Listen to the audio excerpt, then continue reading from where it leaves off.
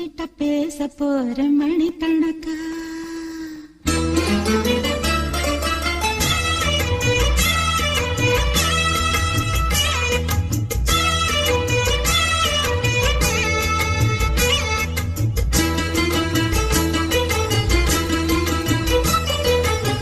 புது வளையல அரைச்சி தொண்டையில தான் நினைச்சி மாமன் கிட்ட பேச போற